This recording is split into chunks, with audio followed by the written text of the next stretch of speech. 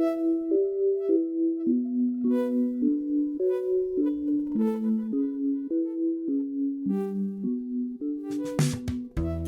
back to another episode of Think Deeper. I believe we're on episode number 62. I'm your co-host, Will Harrop, joined by Joe and Jack Wilkie.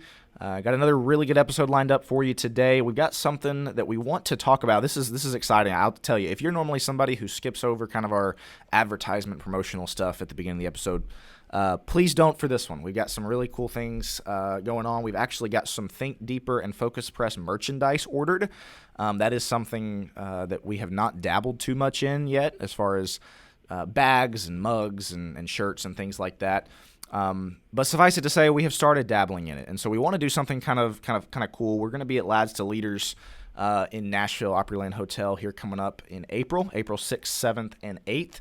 And I fully understand if you're somebody who is not close to Middle Tennessee and therefore will not be at Lads to Leaders, we're going to have something else for you guys as well. But for those of you who are going to be attending Lads to Leaders, the Lads to Leaders convention at Opryland Hotel, we got something cool we want to do. We're going to have a booth there set up in the main, obviously the place where the booths are. And what we want to do is two things. One, if you come to our booth and purchase $50 or more worth of material, you're going to get a free Focus Press drawstring bag. But the other thing we want to do, specifically for those who are our deep thinkers, as we affectionately call you, come up to the booth. Joe and Jack are going to be there. Myself, all three of us are going to be there most of the weekend. Let us know you're a deep thinker. Take a selfie with us. We're going to get your name and information down, and we're going to enter everybody who does those two things, who lets us know that they're a deep thinker and takes a selfie with us. We're going to enter you into a drawing that we're going to do on Saturday morning. So you'll have all day Friday and all day Saturday morning to do, and we'll do the drawing probably around lunchtime. And what you're going to get we still haven't decided how many we're going to do, either 1, 2, or 3 drawings, but you're going to get a free Focus Press drawstring bag. You're going to get a free Think Deeper mug, like a coffee, and not a mug, more like a tumbler, I guess, the tumblers that keep your drinks hot or cold, with the Think Deeper logo on there. And then you're going to get a free book of your choice. Any book at the Focus Press table other than the biology textbook that you'd like. But again, we're going to do that at Lads to Leaders, so if you're a deep thinker and you're going to be there, come by, take a selfie with us, let us know, and there's your shot at some Think Deeper and Focus Press merchandise, as well as a free book. So again, we talked about it before. We really love meeting the deep thinkers, people that support us by listening. And so if you're there, if you're going to be there, even if you have absolutely no interest in a tumbler or a free book, just come by and say hello. We're again, all three of us are going to be there. We're looking forward to meeting you guys and to establish some face-to-face connections as well. That's not just virtual connections. Guys, anything to add to that? That's something excited that we're going to do. Again, stay tuned. If you're somebody who cannot be at Lads to Leaders, we're going to do some other drawings and things so you can kind of get your hands on some merchandise maybe as well. We'll probably have some for sale. But either way, anything else, guys, that you want to add to that, the Lads to Leaders portion of it that's coming up here April 6th, 7th, and 8th. All right. We'd love to meet you. Yeah, absolutely. I'm going to go ahead and hand it off to Joe as we get into this week's very, very interesting episode that we've got lined up. Kind of Joe's brainchild. So, Joe, take it away. Yeah, so we had been discussing, what are we going to do for our topics? And we kicked several back and forth. We got a list, and we were talking. We had a completely different topic planned. But a lot has been happening in the news, and it's been on my mind. And obviously, from our Think Fast, people know that we're pretty I shouldn't say well-informed, but, we try to stay up on current events and what's been going on. And, of course, over the weekend, I was sick in bed, and so what else are you going to do other than kind of hop on Twitter or whatever it may be and figure out what's going on in the world? And one of the big news points was this Silicon Valley Bank collapsing. Now, I'm not going to get into any of the banking details. I am far too stupid for that to understand the intricacies of everything going on, but it has created quite the stir online for political pundits and everybody else to kind of have their take on, okay, what's going on? Should they get bailed out? Should they not get bailed out? But I thought it was very interesting that there were a lot of kind of doomsday people. Hey, pull your money out of the banks. This is going to start everybody pulling money out of the banks. This comes on the heels or right at the end of Tucker Carlson unveiling new footage from the January 6th riots, I guess, is what they are. And that also caused quite the stir online. So everybody is debating this seemingly. Should he have done that? Was it good? Is it bad? What does this prove? Does it prove anything? Is there any difference as to what took place there? Once again, I'm not going to comment on the political implications or my thoughts on that, just enough to say there's been a decent amount in the news. There's also been some artificial intelligence things coming out. ChatGPT has been making its rounds, along with several other things. Ukraine, Russia. And Ukraine, yeah, exactly. Ukraine, I mean, if you're paying attention to the news, there has been a significant amount of events in the last, even the last 2 weeks, but really months, 6 months, enough to say, should Christians be optimistic or pessimistic about the future? And that's what we want to look at today. Should they be optimistic or pessimistic about the future? And this is often known as the white pill or black pill. And if you're not well versed in online, there's an idea behind white pill versus black pill. Jack, explain to the listeners, I guess, because you're the one that kind of introduced this to me. Explain to the listeners what is meant by white pill, black pill. I guess you could probably trace the etymology back to the Matrix thing, the red pill, blue pill, awake versus in the system kind of thing, noticing versus not noticing, and that's been given political parlance by this guy named Mencius Moldbug a number of years ago. It's deep internet lore kind of thing that nobody cares about. But you'll hear that about politics, red pill, blue pill. Well, out of that came white pill, black pill, which is optimistic, pessimistic in a sense of when you watch the news, when you see what's going on, are you looking forward to the future going, things are going to be all right? Or are you going to, it's all falling apart, the world's collapsing, we are doomed to really awful stuff. We're heading back to the gulags, we're heading to, all kinds of great reset stuff, things like that you read about. And so that question is out there, and one of the most frustrating things that we don't want to do, we'll talk about this a little bit more, so I don't want to get too far ahead of us. A lot of times Christians will go, well, Jesus wins in the end. Yeah, no denial of that at all. But in the short term, do we think our lives, the lives of our children or your grandchildren, if you have them, are going to be marked with difficulty? I mean, because one of the things I guess one of the ways we could frame this is looking back over the last 50 to 100 years, that would be, like if you could sign up for that, that would be a white pill kind of thing. That's pretty optimistic. Yeah, there were a lot of bad things. The world was not perfect, all of that, but you're fairly prosperous, fairly safe. We weren't going to wars all the time. There've been conflicts and things like that, but our nation was safe. Our cities have been safe. Crime has dropped. Things have been relatively good over the last 50 to 100 years. And so projecting out ahead, do you think things are going to go well or things are going to go poorly? And again, it's one of the most frustrating things in the world that Christians hand wave this away and say, well, Jesus wins in the end. Yes. But what about our lives, here, the world that we're trying to create and the influence we have and things like that? Do you think for the church, we talk about sometimes the coming persecution. Well, that would be a black pill kind of thing in the short term. You think things are going in a negative direction versus positive direction. So that's kind of your overview of what we're going to be discussing here today as we see these things come into the news, as we process these as Christians, as we deal with the emotions that come from that, the anger, the fear, the worry, or optimism, the happiness, the joy, whatever it may be. Well, speaking from a young person's perspective here, and because I think you could have a lot of older generations that, yeah, they might be concerned, they might be, aware that, hey, maybe things aren't going in a great direction, but not to be morbid by any means.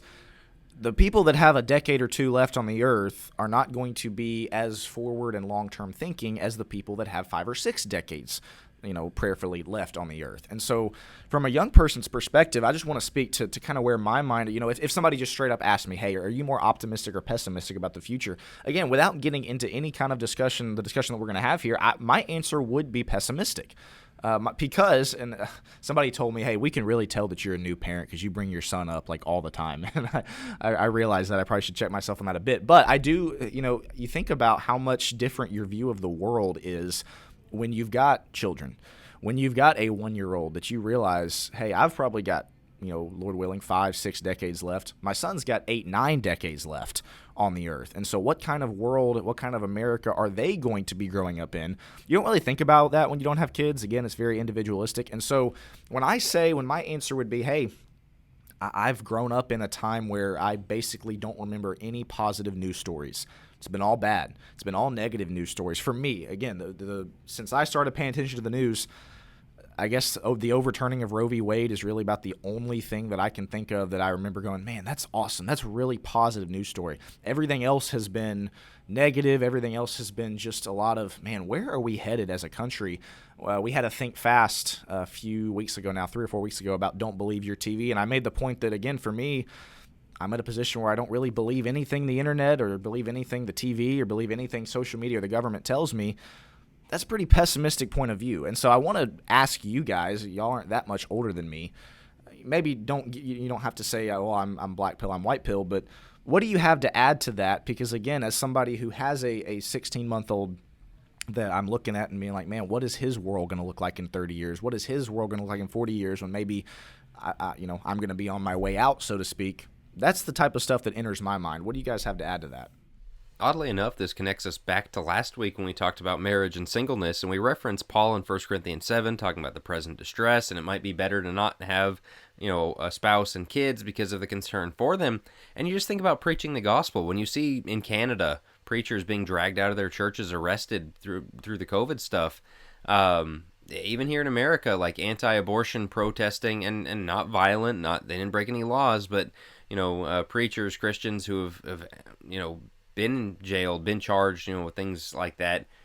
As a parent, as a father, that's terrifying. You look at that and go, I can't afford to be in that situation. I can't afford to have that happen. But on the other hand, we got to preach the gospel. We've got to go forward with that. And so you're right. It just adds a level of concern. If it's just me, okay, that would not be great, but I can live with that.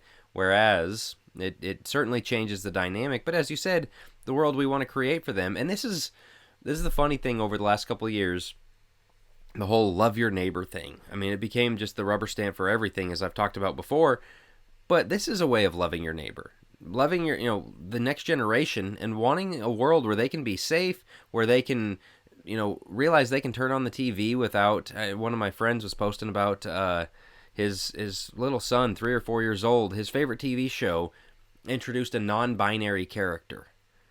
You want to create a world where people can turn the TV on for their kids and not be indoctrinated in that way. That is a way of loving your neighbor, is moving in that direction, and it's a negative thing. And so when you start looking at the world outside of yourself, it doesn't matter to me as an individual if I were a single man in his 30s, if they've got kids' cartoons with non-binary characters, but because for everybody else I want to create a certain kind of world, that is a thing that we've got to be wise about, realize what's going on. And so, it's things like that start feeding the pessimism, but I don't think we want to fully lean into pessimism. I don't think we wanted this episode to be, man, the world is terrible.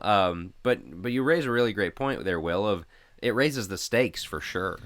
Well, and again, I'm just speaking off the cuff. That would be my answer before we really get into it, because again, how many positive news stories have I heard in the last 10 years? Not very many. Well, I think it's important to lay out some of the pessimistic side, because you may have those that, once again, Jack, and you would reference this, well, Jesus is king. It all works out in the end. Thank you. I realize that. But as you just referenced, Paul, Jesus himself, John in Revelation, guys, it's going to get a lot worse. Now, be faithful unto death, you'll receive the crown of life. But what is that in reference to? It's about to get really, really bad. So make sure you stay faithful. That wasn't exactly the white pill. The white pill, in my opinion. That was guys, just be aware of what's coming. But yes, you will receive the crown of life. So is it the ultimate white pill at the end of all things? Yes, but I think Christians can kind of push this aside and, well, this doesn't really matter and don't worry about it. And to your point, Will, no, there are some very serious things to worry about that would seemingly make it look pessimistic. Now, this is coming from me, who was the biggest black pill on the planet, but I have been doing a lot of reading recently, a lot of thinking about different things, and one of the books that I read was literally called The White Pill by Michael Malice. Content warning, there's a few cuss words in there. It's just one of those books that's kind of tough to get through from a historical perspective, whoa. He covers, Jack, you referenced the gulags earlier, that's what he covers, is the Russian Revolution and everything taking place at the turn of the century, and Russia, kind of the rise of the communist government, the CCCP, throughout the 1900s. And it was a pretty eye-opening book if you're interested in it.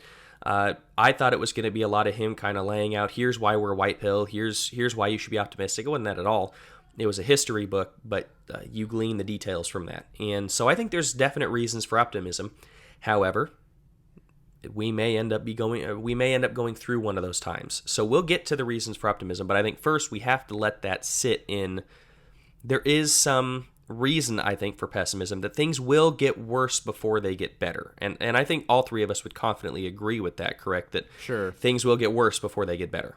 And deservedly so, in a sense. I mean, like, you read so much stuff in the Old Testament, and Joe and I are teaching on Revelation for our church Sunday morning class, and that pushes you back to Daniel, it pushes you back to Ezekiel, and just how many condemnations on nations themselves there were, of God saying, hey, you as a people are evil, and you're going to get punished for it. You can't just get away with all of this.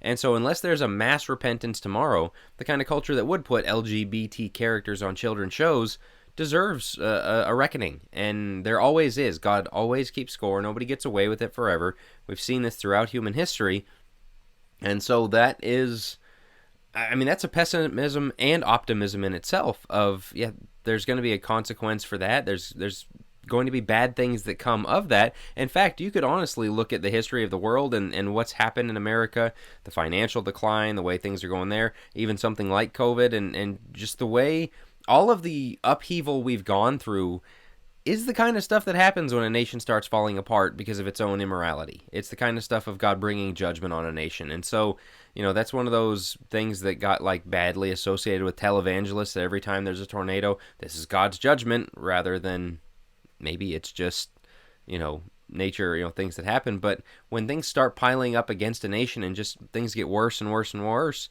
God does bring judgment against a nation. He brings things to its knees, and so that leads you to believe, there's pessimism on that front, but even at that is not a bad thing for Christians, and it doesn't mean things are done forever, it's all over, and just turn the game off kind of thing. Well, a lot of this also was going to come down to, we got to bring in the fancy word eschatology here. Jack referenced their teaching on Revelation, and so, Jack, I want to hand it to you since you're the one teaching the class. A lot of your reading and understanding of Revelation is going to affect your eschatology, and vice versa. The way that you view the end times, the way that you view the end of the world is going to affect your reading of Revelation. And so that's what a lot of this white pill, black pill thing comes down to. Is it going to get progressively better, or is it going to be progressively worse? And so I don't know which one of you already said I was going to hand it to Jack. Get into kind of this debate about eschatology, and even get into a little bit how that pertains to the book of Revelation and why all of that matters. Yeah. So, you hear a lot about the millennium, premillennialism, postmillennialism, amillennialism. Millennium Falcon, right? Yeah, Millennium Falcon. Thanks, Joe. I'm having a hard time saying it as is, so let's throw another millennium in there. That's the one I want to discuss. There you go. With those, what is out there in the culture is premillennialism and dispensational premillennialism, the idea of tribulation and the left behind thing and the rapture and things that people talk about. The rapture, and in fact, right. I said in class, usually when you see somebody come on TV and they talk about what's going on in the news and bad news developments and wars and rumors of wars and all this stuff, and they say, this is exactly like what happens in the book of Revelations. If somebody says the book of Revelations, ignore everything else they have to say, because they can't even get the title of the book right. Right. It's the book of Revelation, and it was not a future roadmap to Russia, Ukraine, China, America, all the things you see, this, that, and the other thing, that's the mark of the beast, and this microchip thing, that's the mark of the beast, and these... All right, hang on now. Let's not get ahead of ourselves. That was not the point of Revelation, but with the millennium thing, there's this idea of there's going to be tribulation. It's going to get really bad on earth. There's going to be the rapture that gets the Christians out of here so we don't have to go through the really bad. And then Jesus comes and reigns on earth for 1,000 years, and then all the people go to heaven. No, there's just too much going on there. That's not. This is not an eschatology podcast. That's an episode we'll have to do. It might be a Who Let the Dogma Out podcast. It's a little more on the deep end of theology and things like that. But ouch. that hurts. Yeah, he's saying we're not smart we're not smart to enough. He's gonna have to pull into We the think big deeper. hitters. We just don't study deeper. That's all. No, I'm just kidding. Okay. No, it's this trying to be more cultural commentary podcast. That is a lot of heavy lifting there. That might be. Yeah, sure. We might get to it sometime. I'm just messing with you. You guys are killing me here. Anyway, why don't I say all that to say, when you take the premillennial view, you really expect things to get bad. You expect the world to end as this sinking ship that God is rescuing the Christians off of. People who are old enough or who are well versed in history, to a degree at least, will remember seeing footage of in Vietnam, America evacuating in helicopters, taking people off the roof of the embassy, getting out because Vietnam had fallen. You know, like the effort to save Vietnam was being abandoned, essentially. That's what premillennialism views is going to happen to the church. Is it gets bad enough here that God's just going to get his own people out of here and let the chaos reign for a little bit, let Satan be unleashed and torment and tribulation and all that. And so, when you come at it with this point of view, which is, again, the predominating one in evangelicalism, and you see the world getting bad, you go, oh, here we go. It's just going to decline into this direction. The postmillennial view says that things are going to get better and better and better. The reign of Christ is going to go to where all the nations become Christian before he comes back. Very optimistic, I think a little too optimistic. In the Churches of Christ, we typically hold to the amillennial view, that there really isn't a millennium itself, is that we are living in the millennium. It's this time period of the church before the return of Christ, so on and so forth.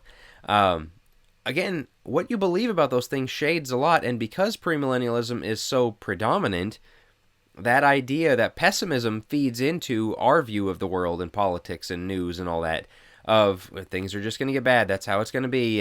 And when you view Revelation as this church versus Rome kind of thing, which I also think is wrong, largely at least. Again, long story, Revelation class, this is not that. But when you view it that way, you're going to view the church as always an underdog, always just hanging on, always the ragtag bunch of, scrappy underdogs who are just trying to survive and surviving by the grace of Christ, and but never really succeeding, never growing, never having success, never having influence, any of those things. That's not really it either. And so there's the eschatology you bring, the analysis you bring to the whole world comes out of your understanding of things like Revelation, of Matthew 24, of Daniel, and things like that. And I think the real lesson behind that is God expected his church to thrive and to flourish. The parable of the mustard seed is that it would grow and it would be strong and the birds of the air would nest and it would be a blessing to all the nations, that it would do well, that it's not going to always just be this tiny, tiny minority that's always oppressed, always beaten up on.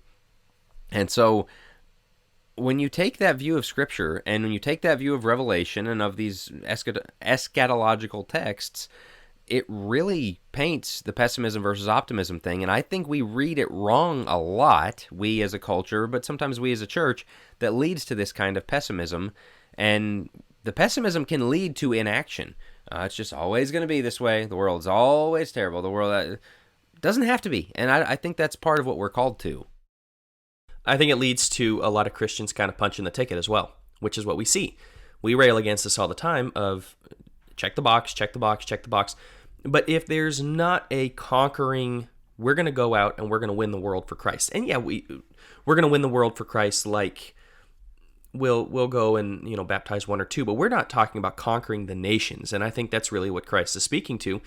So we're thinking small ball, a single here and maybe a double. Like, no, we're swinging for the fences. That's what we ought to do, but that's what creates a lot of check the box mentality Christians instead of we're going to conquer. Not just trying to do those things, but expecting something to come of it. And not expecting, that every person's going to convert. There's no promise of that. Not expecting that, we're going to rule the world and Joe Wilkie is going to be king emperor of the American empire that rules over all the nations in the name of Christ. I mean, it could happen. It could. Happen. Like, ooh, that'd be Hot Takes with Joe as a national broadcast. Could you imagine? Night. Yeah, fireside chats. Oh, buddy.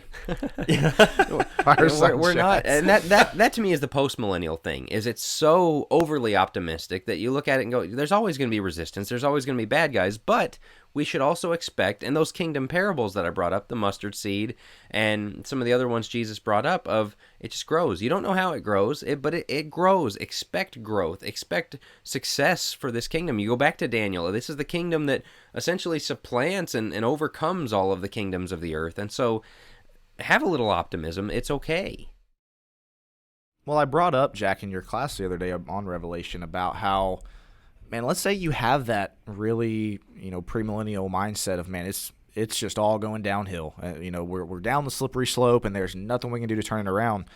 That doesn't really give you much of an incentive to go out and evangelize. That doesn't really give you much of an incentive to go out and work for the church, to go out and spread the seed, because it's like, man, it's all going downhill anyway. Man, we're going this direction. We can't really turn the ship around, so why even bother? Again, you hate to put it in those terms, but if that's the mindset that you have, again, coming from somebody who initially, when we started talking about this, I was like, man, I do kind of feel pessimistic about it. It really de-incentivizes you to do any work for the Lord's kingdom. It becomes let me just get to the finish line. Let me just make sure that I finish my Christian race and make sure that I keep my family faithful. And, of course, that should be our number one priority. But, again, we also see Jesus telling us, the Great Commission still very much applies. Go out, and we just had our evangelism episode. Go make disciples of all the nations. That should not be something where we look at it and say, well, it's all going downhill, so there's not really much point to that. No, what do we read about the apostles doing in Acts 17? They turned the world upside down. This was something that they went out, they conquered. They went out, and not in a physical conquering, but they allowed the Spirit, they allowed their command from Jesus to go out and tell other people. That's exactly what they did. I think sometimes if we go too far in the other direction, we can look at it in such a way where it's like, man, this isn't going to do any good, so I might as well not even try in the first place. I want to make the case briefly for them as they would make it, those that are evangelistic premillennially, not that I agree with them on their eschatology and probably a lot of other things, but their pessimism of the end is they would say, well, we got to evangelize so we can convert essentially it's all going to end when people stop converting. And so let's go, evangelize until we get to that point. But it's also the idea of, with the evangelism, with the work you do, with the labor in the world, is you just don't expect anything to come of it. You expect it to have a hard ceiling, essentially. You're going to reach everybody there is to be reached. You're not going to have any influence. You're always going to lose. Like there's a cap on it, You're going to lose. You're not going to have influence. The world is going to fall. It is going to be collapsing as God pulls us out of here. And so you might still work, you might still labor, go down swinging, but you don't expect anything to come of it. Well, again, I just don't think that's the picture Jesus painted with those parables. So I did want to give their perspective as to why some of them do fight, and to their credit, but again, I think their end goal is wrong.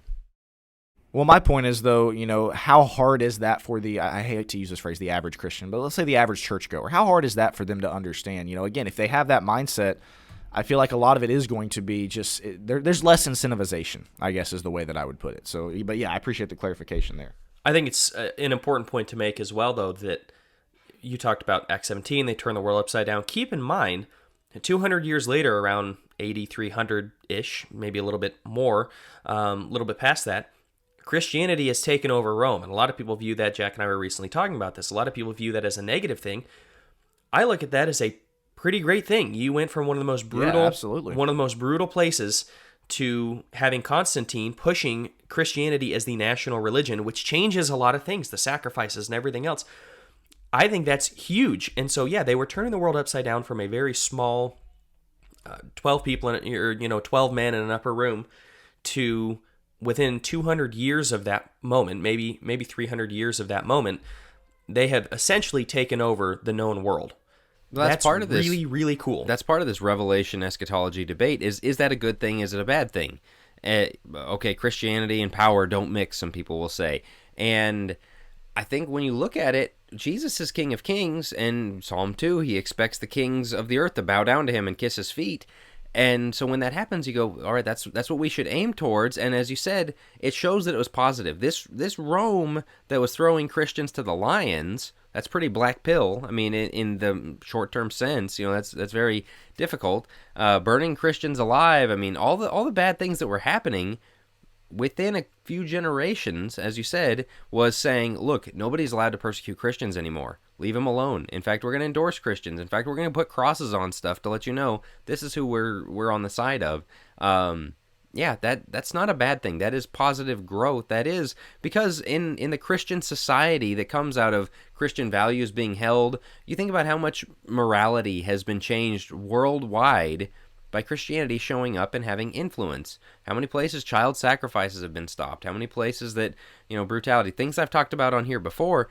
Christian influence spreading in that way is such a good thing for the world, and we have 2,000 years of history showing it can and it will, even despite bad times, even though it goes through some down times, even though there's times where it comes on the brink. Jesus keeps winning, his kingdom keeps advancing. And this also happens to connect, Will, what you were talking about, erasing your kid. First off, don't ever feel bad about mentioning Jackson. If the people knew how cute your son was, they wouldn't worry about you mentioning him. Agree. A ton on this podcast. But it also changes how we would approach our parenting, because instead of parenting from a defensive position, please just keep the faith, please just keep the faith, we would start parenting from a positive, like, you're going to go out and conquer. An that's offensive position, basically. That's exactly it, and that's what I pray for my boys. We I talked pray last week with about them. the having children thing. There's that idea of, well, it's a really bad world, I don't want to bring children into it. And, I mean, again, even Jesus kind of mentions that point about the destruction of Jerusalem to come, that it's better for those that aren't pregnant at that time. On the other hand, looking at this on the other side of the resurrection and everything that is the kingdom, think, all right, we're gonna put these kids to work for the kingdom. They're going to be part of this movement in the right direction. Well, and that's what I pray for, is that they will be conquerors for Christ. Like, they're going to go out and be strong warriors that make a difference for the kingdom. And not so they can go, hey, look at me, look what my kids did. It's like, no, that's what I expect every Christian kid to do. I don't want it to be a mere, like, run out the clock, please, please, please keep the faith. It's like, no. I'm going to expect you to keep the faith. And maybe that's arrogant of me and as a young dad, but I don't want there to ever be any doubt in my kid's mind. Man, you're going to do great things for God. We ought to be on the offensive. Some of our listeners probably aren't football fans or sports fans, but it's the prevent defense mindset. When a team gets up really big, and what do? They go in prevent defense. Well, what usually happens when you go in prevent defense? You get scored on, because you're just trying to not give up the big play, rather than, no, stay aggressive, stay going for it, stay gunning for the turnovers and that kind of thing. It's just, again, if you're a football fan, prevent defense usually doesn't work very well, because you're just trying to bleed out the clock, like Joe was saying. Consider where we are in America. Like, we look like we are up big. Now we just need to play out the clock. God is taking America down. It's about to get a lot worse. Pessimistic. So we got this big lead in the 50s, the 60s, where everybody was a Christian. And boy, the tent meetings, the gospel meetings, where 300 people would show up and 250 of them would be baptized. And, boy, I miss those days. And so we look at all of that as though we got this 70-0 lead, and now we're just playing prevent defense. And the LGBTQ movement and the abortionists and the left and everybody that is coming up against Christianity that's trying to put it down in schools. They've continually scored on us. They've continually scored on us, while we're just like, please, just hold on to the little bit of lead we have. Stop, people. Stop holding on to the little bit of lead. We can still go on the offensive. We need to stop pretending like we're just trying to run out the clock, because that's exactly what will happen, is we will run out the clock, and somebody is going to have to do a better job. Which is our kids. Parenting point, right, and to the parenting point, that's why, when I pray for my son, I don't pray, God, please just help him to be a Christian, help him to show up to church. No, I want him to be a warrior. I want him to be a warrior for Christ, somebody who will go out and work in God's kingdom, not somebody who will just, who is content to just show up to church a couple hours a week, and again, the prevent defense thing, but no, somebody who is going to go out and be a warrior. If you have the premillennial, everything's going to get worse mindset, the pessimistic mindset, then again, the need for the warrior, the need for your kids to be warriors is not there as much. So let's get into, then, reasons for optimism. I think we kind of hashed out the depressing, pessimistic side of things, but I think there are strong reasons for optimism. And Will, as you talked about, you're more on black pill. That's where I was. But let me tell you why I've switched. And then I'll kick it to either one of you, whoever wants to take it. But I'll get into my reasons first. And one of the reasons that got me thinking about this podcast is, you read the news, you read all the things I mentioned at the beginning, and you go, oh, that's just another blow against, America and everything else. In the book, The White Pill, as he goes through the Russian Revolution, he goes through the horrible Lenin-Stalin era, all the way up through Gorbachev and Gorbachev, however you want to say it, all the way up through the 80s, late 80s, and to see that it started kind of right around the 1900s, maybe a bit before, and it went through the 1980s. In less than 100 years, you had the rise of truly awful awful men who did horrible things against a people who were as powerless as you could possibly be. They are in Siberia. They are in, no man's land, basically. They have no weapons. They have no money. They have no food. They have no way of protection. They barely have religion. They have nothing. And in basically a 90-year period, you went from totalitarian government, which, quote-unquote, communism for the people. It was never for the people. Millions died. Those who weren't shot and put to death and tortured died from starvation, died from going out in the wilderness and freezing to death. Horrible circumstances. But within 90 years, they turned it around, going from having zero power to having all of the power, and it changed Europe. And what do we see in Poland happening? What do we see in Hungary happening? What do we see in Austria? These different places are turning back toward Christ. Was it Poland that ruled, or that declared Christ as king in their land? I think it was Poland. That was recently. And so we're seeing major rise of Christianity in Europe again. When has that happened? When was the last time? And we're talking, back to Martin Luther days, like way back where Christianity was dominant. And even that wasn't a pure form of Christianity. It was a lot of Catholicism and power again, mixing with government. So positive things happening. How did that happen? It went from Russia and really the CCCP controlling all of that land to they controlled none of it, and it actually broke up in the 80s, and Russia has now turned way more Russian Orthodox. There was a time when religion would get you shot if you were shown to have any religion in there. So why does that make me optimistic? A few things. That was a short-lived reign. You went from having people in Russia way less powerful than we are as the average American.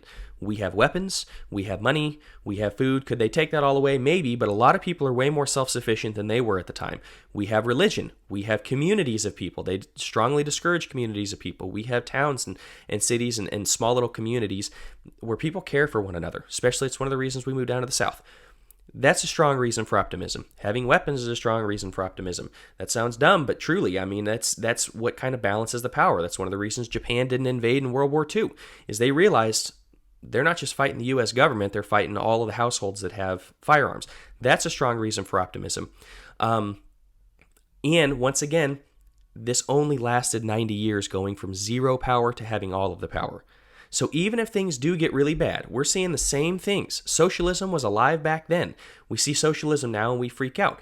These things collapse because they're not built on anything. Nation after nation does collapse, but there's always that bright end where you go, you know what? It's worthless. It has no core, nothing at the core, whereas Christianity does. Christianity will shine through, and the amount of information we have through the internet, Will, you talked about, one of the reasons for pessimism is you can't trust the internet. One of the reasons for optimism is you don't trust the internet. You don't think they were indoctrinating our kids on TV back in the 70s? We just didn't know it, and we happen to agree with the indoctrination a lot of the time. They've always been indoctrinating our kids. Right, They've it's always just been more subtle. Correct. It's the Walter Cronkite, all the boomers that are, well, boy, he told it how it is. Baloney. He told it exactly how he wanted, and you had nobody else to say otherwise, and so it's like, boy, Walter Cronkite said he got to spin it however he wanted. What were you going to turn to? Like, there was one TV channel at the time. Nowadays, we look at the guy on CNN and go, the guy is full of baloney. He knows nothing, and I can go to 60 other news sources that contradict what he's saying. Is it a lot? Yeah, but the freedom of information and the rise of the internet and being able to spread that out where you have more people who know more things about government and life than ever before, I think is a really good thing, in my opinion. It makes us a lot harder to rule. I'll tell you, Joe the Optimist is a pretty cool guy to be around. It's wild, man. There. It's wild. It's changed a little bit, and I'm telling you, that book changed it because, and Jack was the one that told me to read it. He got it, and I knew it was coming out. He got it. Yeah, it's not exactly what you expect. You're not giving Jack credit, are you? Surely not. I will actually give him credit for this one. Yes, but reading through that is kind of like, once again, he gives you about a half a page at the end of the book. It's a 350-page book. He gives you about a half a page that's not having to do with history. And he doesn't hardly tell you anything about why you should be. And you draw all of these conclusions yourself and go, it's going to be okay. It's going to be okay. And it may not be okay in America, but things are going to be okay. We may end up living out the rest of our days in Germany, for all we know. In Poland, that may end up happening, but I think we have this idea that America is the last great stand on earth, and I certainly had that idea of, where do we go from here? You're seeing that They tried all the stuff we're currently trying. It failed miserably in less than 100 years, and Russia has restarted. And all the countries surrounding have restarted. To me, that's a reason for optimism. What is happening in America, even if it continues through, which I think it's still hard to do, even if it does continue to the worst extent, they had less than 100-year reign in Russia where they had no power at all, the people. Millions put to death. I don't think that's going to happen here. So that's my little spiel. Jack, what are your thoughts? No, I think there's a lot there I would agree with. I think one of the things that helps you be optimistic, everything you said is right, and that's one of the beautiful things of the internet. One of the things that he details in the book that helped bring all that down was information getting out, was people coming to the West and going, oh, wow, they told us you guys had it worse than us, and you've got grocery stores full of food. What's going on? As soon as people got better information, it was very hard to keep the lie up. Well, we've got that information. On the other hand, we've got to use the internet for the tool that it is of information and saying truths and holding on to things that are important and doing your research and all that stuff. But then get off the internet and get into real life, get face-to-face with people. I think the way forward, I've said this before, I don't know, on the podcast or writing or wherever, the answer to almost everything coming down the pike, the answer to COVID even, be human. Be human. Get face-to-face with people. Sit down across the table, have lunch with people, share a meal with people, sit down and share, thoughts and concerns with people, share concerns about all this with people. One of the things you're going to need is localism, is having a guy you can trust to fix your car, having a guy that's, you got somebody's raising chickens, somebody's got a garden, somebody where you can lean on each other if things get real bad. Like the greatest prepper in the world can't prep his own family to survive 10 years. I mean, like, maybe they can, I don't know. But there's a point at which what you need is something sustainable where even if it all falls apart, even if there's just this entire total collapse, which who knows whether there is or isn't, that's not... Your pessimism and optimism can't depend on that because you just have no control over that. What you do have control over is what value you're bringing to the people around you and what you're, drawing off of them, what you're sharing together in your local community, in your church family, is leaning on each other, is realizing we've got each other and that's okay. That's the humanity that gets stripped of us when we live entirely online. When people are real big about just, having these really close, tight-knit friend groups and, all right, well, who's your best friend? And all of your best friends live 700 miles away. Cool. It's really good to have those online connections, but you really need to drill down into these local connections. Be human. Again, those are harder to make work because you live near each other. There's more chance for friction. There's more difficulties. We might not be perfectly ideologically aligned. That's why God gave us the church, is so that we would have to submit to each other. We'd have to put each other first. We'd have to find a way to live with each other in an understanding way, to paraphrase another Bible verse. And so being human is the way forward out of all of this. And as long as we have that humanity shared among each other, among our church family and things like that, yeah, like you said, it'll be okay, whatever comes our way. That's one of the big reasons that I moved from Colorado. Exactly what you're talking about. That's another reason why I'm more optimistic now. Is when I was in Colorado, I was very pessimistic. Had my family, had my in-laws. I mean, I knew a ton of people, but there wasn't this sense of camaraderie. And that's something that we chase. And so for those listening, go, man, I live in, goodness, maybe California. Like, there's bad places, right? I mean, places that are really difficult where maybe you don't have that strong sense of community. What are you willing to do to chase it? And it's not just running out of fear. It's running towards something very positive. What are you willing to do for your family, for your future, and to make sure that you're set that even if things do get bad, I'm way more optimistic now that I'm in the South because I'm surrounded by a lot of like-minded people and by other family and by friends like you guys. I know you'll have my back.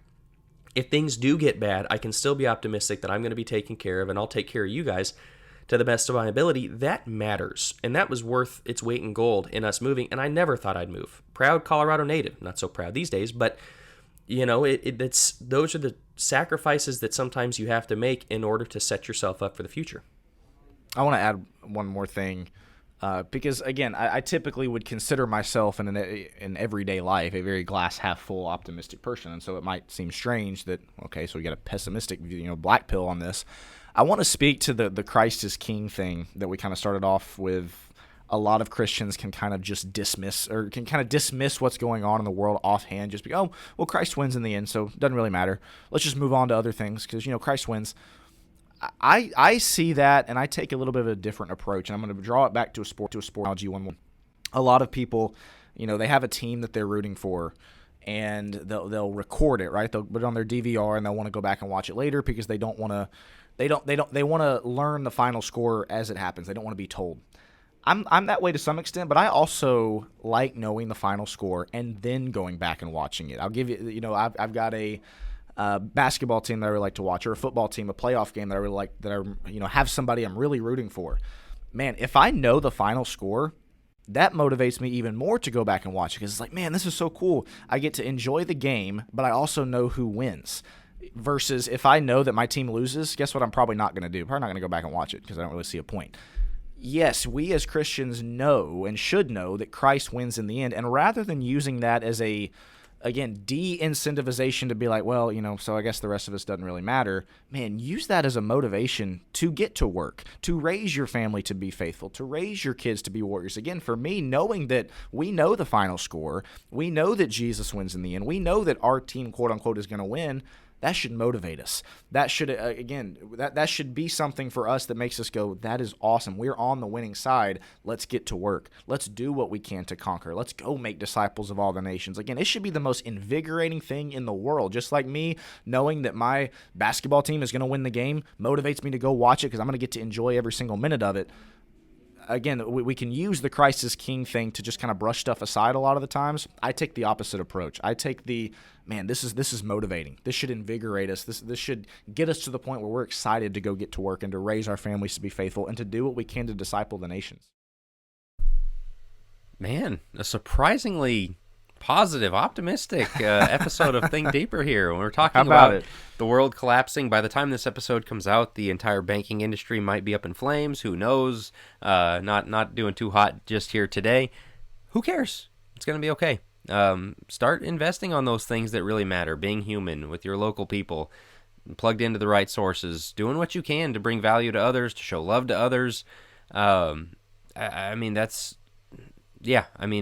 do think there are reasons for optimism. And again, I think to reiterate this point, the reasons for optimism are not, man, tomorrow everything's going to be okay. The economy is just going to get itself fixed. And, they're going to, drag queen story hour is going to be outlawed all across the nation. We're not saying any of that's going to happen. We're saying even if that stuff does happen, it will meet an inevitable collapse because that's how God works.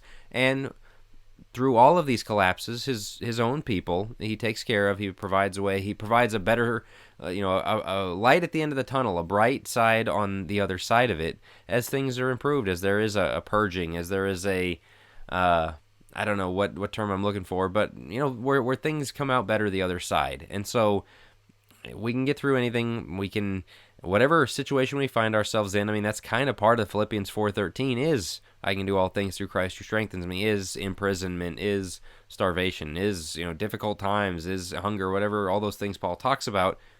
Yeah, we can make it. And so, again, how about that? Hopefully this gives all the listeners, gives each of you guys a